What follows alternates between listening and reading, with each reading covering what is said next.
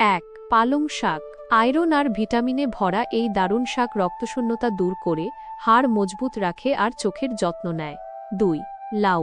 গরমে শরীর ঠান্ডা রাখতে, ওজন কমাতে আর হজম প্রক্রিয়া ঠিক রাখতে লাউ সত্যিই অসাধারণ কাজ করে। ৩, করলা। রক্তে শর্করার পরিমাণ নিয়ন্ত্রণে করলার জুড়ি মেলা ভার।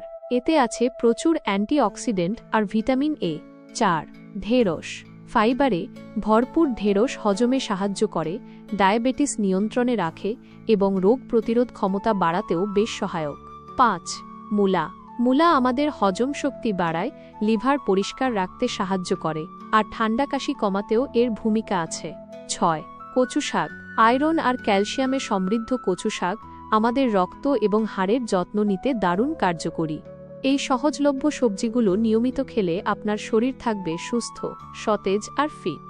এমন আরও স্বাস্থ্যকর টিপস পেতে আমাদের পেজ লাইক, শেয়ার ও সাবস্ক্রাইব করতে ভুলবেন না যেন।